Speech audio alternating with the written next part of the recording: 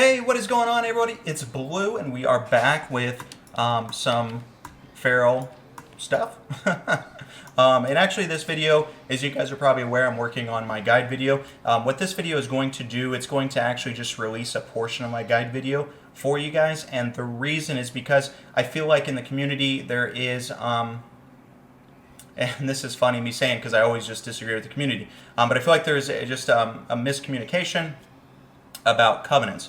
And covenants is a really, really important thing when you are going into your shadowing experience. You know, this is going to be something that's really going to affect you.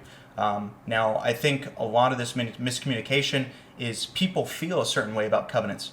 You know, and then I feel like they're disregarding their feeling because there's a few members of the community that are saying, hey, this is what's good because I simulated it.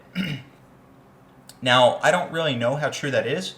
But I understand right now that Kyrian is supposedly the best covenant option. Now, I want you guys to know, going into this video, you know, I've done a lot of research.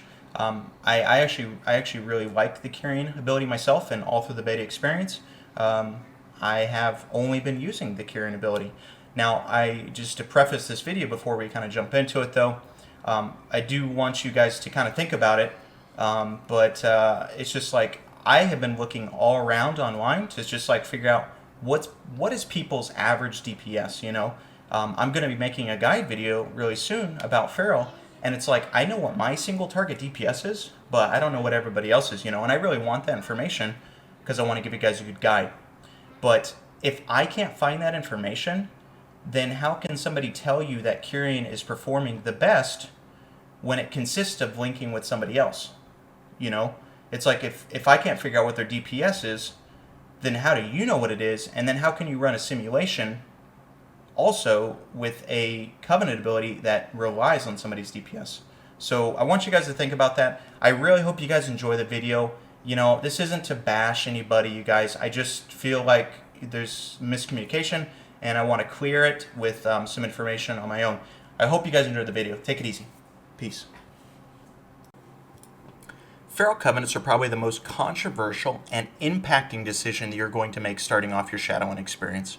I'm going to walk you through what our best covenants will be at the start of the expansion, and it most likely will not be what you think it is. We will also discuss the other covenant options and why they are not currently performing well. But that does not mean that they are not good and that they don't have their uses. So please keep in mind, at the end of the day, I would suggest going with what fits you.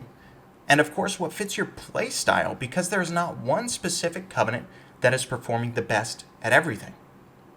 As we talk about covenants, I want to stress the importance of getting the entire picture. I feel there's a lot of confusion around covenants in particular, and that is because mostly people, when they talk about covenants, they feel that the covenant they feel is strong, they're not considering their specific talent trees and their potency traits. They all need to be viewed together to get the clearest picture. Now, I of course want to preface that I have not run any simulations whatsoever, but I feel that my understanding of the spec, the game, and the simple math involved with these covenants are good enough to give you all the information that you need. Alright, so let's just hit this head on by saying, out of all the 4 covenants, there is really only 2 that are currently competing with each other, and that is Kyrian and Nightfang. Unfortunately, the other 2 covenants really just are not performing to the same levels as those 2, and I feel they don't really synergize well with what Feral offers as far as damage.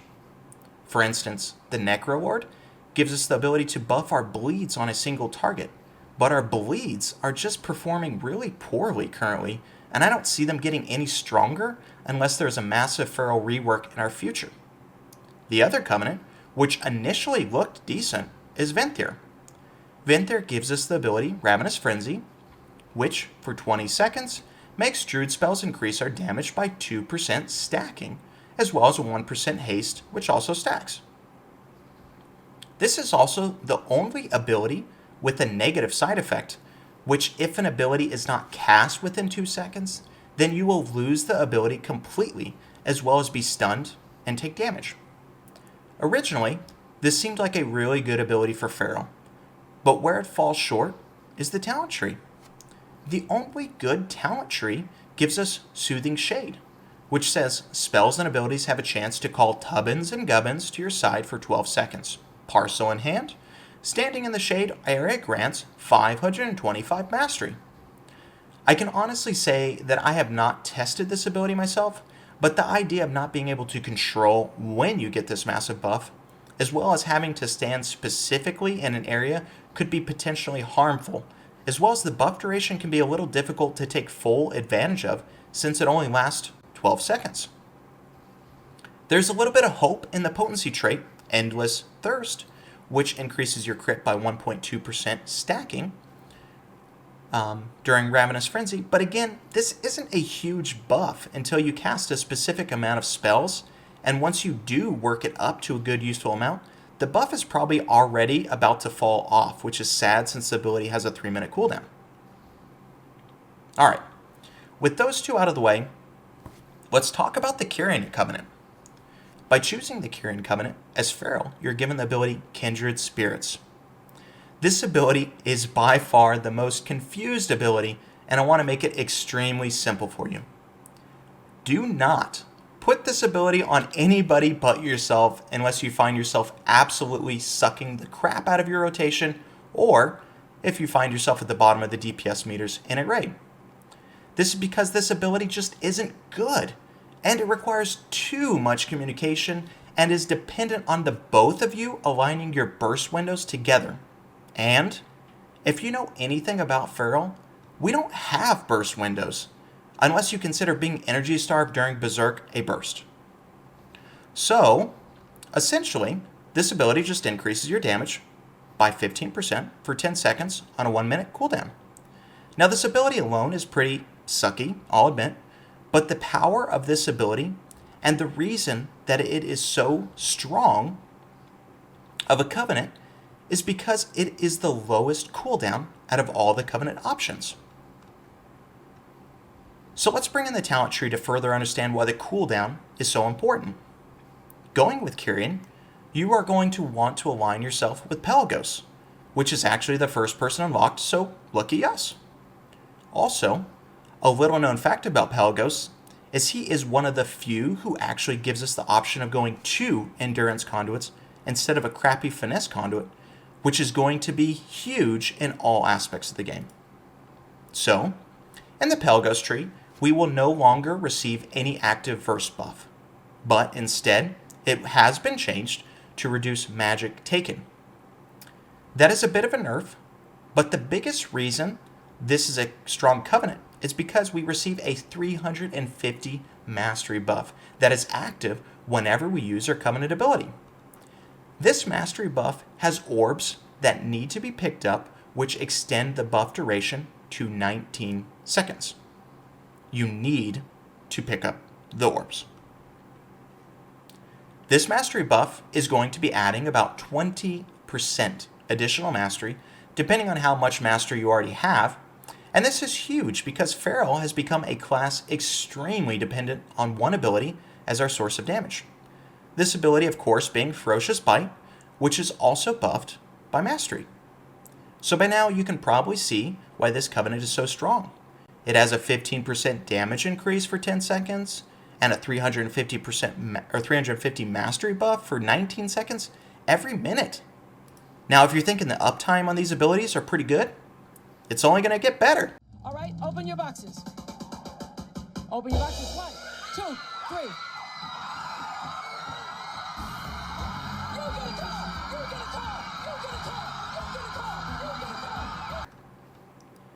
That's right, there is even more, because with this Covenant comes our best potency trait, Deep Allegiance, which also reduces the cooldown of our Kindred Spirits. Once maxed, this 1-minute cooldown will become 46 seconds. So basically with this bundle, you will get 15% damage increase every 10 seconds, stacked with a 350 additional mastery buff for 19 seconds, every 46 seconds. Now I know there are people that say this potency trait isn't good, but don't let them fool you. The power of this Covenant is from the stat buff, and increasing the amount of time that you get this stat buff is where its strength lies. Now before we move on to Night Fate, I do want to mention that if you watched my past video on how stats will change in Shadowlands, you will know that even this powerful covenant will most likely come to an end. That is because the power of this covenant comes from its stats. But as the expansion continues and our stats start getting higher and higher, we will no longer be getting full value from these incoming stats. So, before, where this would give us an additional 350 mastery buff, we may see it doing less and less. With that said, let's move on to Night Fae, which I would actually consider a scaling covenant. With Night Fae, as a covenant for Feral, you will learn the ability Convoke the Spirits. This ability will shoot out an array of 12 abilities in a 4-second period. The real big benefit to this ability is possibly getting a few ferocious bites off during those 4 seconds. But of course, this is completely RNG. As the expansion continues, I can see this becoming more and more powerful, as bite will only continue to dominate our DPS meters more and more the longer that the expansion exists, because it is our strongest scaling ability. For Night Fae, you will want to increase the synergy of bigger and bigger bites with Nia, which you probably guessed it, also gives you a mastery buff when using Convoke of the Spirits. In the same talent tree, she also unlocks a damage that activates whenever we interrupt a target cast or spell cast, which actually does decent damage depending on the content you're playing.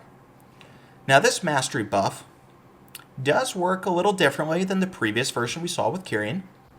This mastery buff actually has a stacking mechanic that will reward holding the spell, but of course I wouldn't suggest doing that. This stacking mechanic is randomly triggered off our abilities cast, so some more RNG there. When a stack does trigger, that will be an additional 25% or 25 additional mastery buff for when Convoke is cast. And casting Convoke also conveniently adds 16 to whatever the existing stack was. So at least this is always a guaranteed 400 mastery buff for 30 seconds.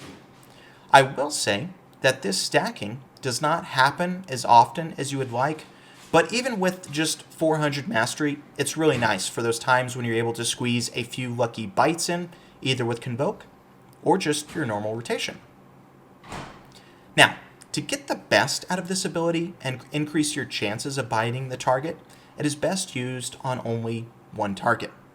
That is because although it randomly casts random spells, those spells tend to not repeat as often if the target is already debuffed with those spells. So examples of this could be Rake, Moonfire, or Thrash. On the target may reduce the chance of casting those spells and doing more bites instead. With that said, the power of this conduit is lost a little in AoE situations, but is still valuable. You could potentially change this also by switching into Boomkin form while casting Convoke on AoE situations. So with this covenant, I'm sure you're getting the feeling that this is a bit of an RNG covenant, but it's a risk worth taking because it's going to be making you a biting monster. To solidify the feeling of pumping huge bites into the target, we're given a potency conduit which increases the damage of our abilities cast during Convoke by 36%. With a huge mastery buff and a 36% increase to our bites, yes, we are running the risk of not getting a single bite, but we're also rolling the dice of casting bites back to back. All right, so let's conclude this and tell you what you want to hear. Night Fae currently and will only increase its lead throughout the expansion as our best single target covenant. Kyrian, on the other hand, is closely behind Night Fae on single target, but it is more reliant on its mastery buff to pump out damage. Being reliant on stats that will lose value as the expansion continues will only hurt this covenant in the long run. I will say that Kyrian is the clear option for bigger pulls that are not purely single target, although Night Fae because Night Fae is reliant on random bite procs to do its damage, which will become less and less likely the more mobs that are introduced. I know there's a lot of talk and guides currently that are controversial to what I'm telling you, so if you don't mind, I would actually like to prove my conclusion with some math. We know that Kyrian gives 15% damage increase every 10 seconds, stacked with a 350 additional mastery buff for 19 seconds every 46 seconds. And Night Fae gives at least 400 mastery buff for 30 seconds, and of course 12 random spells with a 4-second channel time, which is also buffed by 36% on a 2-minute cooldown. Now, to best compare the two, we first have to manipulate the Kyrian numbers so that it can now be relatable to the 2-minute cooldown of Night Fae. Now this is quite simple. We just do some quick math and realize that 2.6 casts of Kyrian fit into the Night Fae 2-minute window, so we just multiply the Kyrian seconds by that 2.6. So, Kyrian, as a 2-minute cooldown, increases your damage by 15% for 26 seconds, and gives a mastery increase by, or 350 mastery increase for 49.4 seconds. And then of course Night Fae has its 2 window, it doesn't change, it's 400 mastery, 30 seconds, 12 random spells, 4-second channel time, which is buffed by 36%. Alright, so with these side by side, we can clearly see that Kyrian wins out on the mastery buff by a significant margin. It is clearly better to have a lower mastery amount with a longer uptime than a massive mastery amount that falls off sooner. So this one, Kyrian is the clear winner. To calculate 15% damage buff for Kyrian, let's just hypothetically say that our average DPS is around 4k. So 4k multiplied by 15% is 600, and then we multiply that by 26 to get 15,600, around there. Now, I know some of you guys are going to be saying, hold on, Blue, that's not fair, because with Kyrian, it's a 10-second window, so I can actually just use it on specific parts of my rotation to really maximize its damage. For instance, using it with bites. And I say, yeah, that's fair. Let's calculate that as well and see how they compare. So let's say hypothetically in a 10-second window, you can squeeze in 2 bites. Now, I honestly think 2 bites is achievable, but won't happen every time that you cast the ability unless you do, unless you're really careful with your pooling and your energy. So, in a 20-second window, I'll be able to squeeze out 5 bites. So we first say that an average bite for a decent geared feral is about 10k. And we multiply that by 15% to get 1,500. And since there are 5 bites altogether, we get a total of 7,500 damage. And we know that bite is about 50% of our overall damage. So let's just say that optimally we can get 15,000. So I'm just multiplying bite by 2 overall, and that's on a 20-second window. I know this sounds like a lot, but it's actually just a little bit under 4k DPS, which is about right. Now, 15k with Kyrian. So Night Fae, 12 casts. Let's remember 1 bite value is 10k. Now if you multiply 1 bite by 32%, that 1 bite's actually 13,200. So it's pretty simple. All Night Fae has to do to beat Kyrian is do more than 15k. Well, if our bites are doing 13.2k, then all we have to do is bite 2 out of the 12 times. And I think it's fair to say that if we do get 2 bite casts, then we can just say the rest of the random spells will be more than enough to make up for the Kyrian master buff that had 1 out earlier. Alright, you guys, you made it to the end. I realize I kind of took this from my guide, and it was the non-edited version, obviously. It was quite long, but I appreciate you guys staying to the end.